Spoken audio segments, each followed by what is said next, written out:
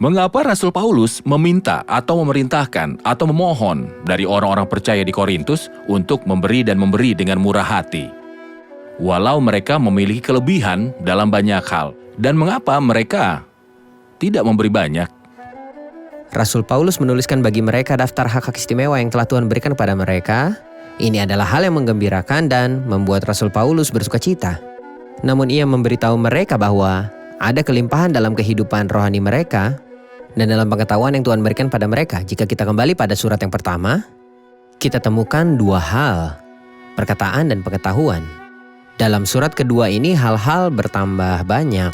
Kitab suci berkata, tapi jalan orang benar itu seperti cahaya fajar yang kian bertambah terang sampai rembang tengah hari. Di sini ia sebutkan 5 hal, bukan hanya perkataan dan pengetahuan, tapi ia tambahkan 3 hal lainnya.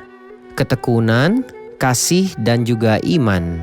Jadi karena mereka berkelimpahan dalam banyak hal, ia ingin juga mereka berlimpah dalam hal ini.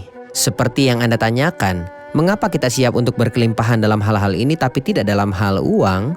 Sebenarnya hati manusia selalu lekat kepada uang dan kitab suci memperingatkan akan cinta uang dan berkata bahwa itu adalah akar dari segala kejahatan.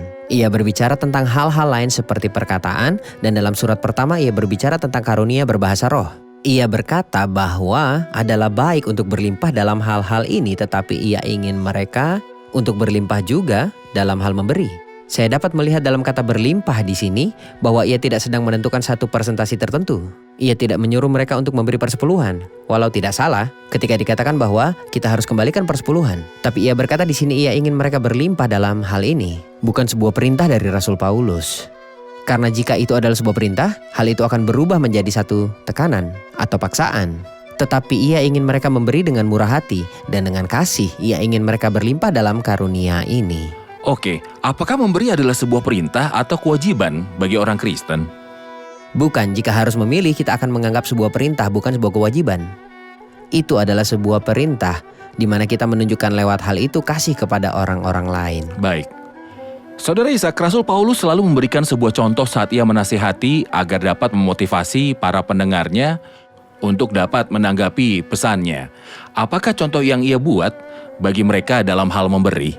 Sebenarnya ia memberikan sebuah contoh bagi mereka di awal ayat-ayat sebelumnya, lalu dalam ayat 9. Di ayat sebelumnya ia bicara tentang saudara seiman yang miskin di Makedonia dan bagaimana mereka memberi dengan murah hati. Sukacita mereka meluap dan meskipun mereka sangat miskin namun mereka kaya dalam kemurahan. Seakan mereka sedang memotivasi dan mendorong mereka untuk tidak melakukan kurang daripada saudara di Makedonia. Dan setelah itu ia memberitahu mereka tentang contoh sempurna dalam ayat 9. Ia berkata dalam ayat 9, karena kamu telah mengenal kasih karunia Tuhan kita Yesus Kristus, bahwa ia yang oleh karena kamu menjadi miskin sekalipun ia kaya, supaya kamu menjadi kaya oleh karena kemiskinannya. Sebuah ayat yang menakjubkan.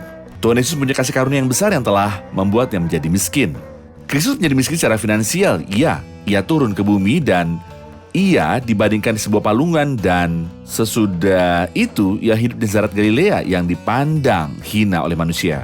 Ia bekerja sebagai tukang kayu dan keluarganya miskin dan biasa mempersembahkan persembahan orang miskin. Kristus hidup tanpa mempunyai uang di dompetnya.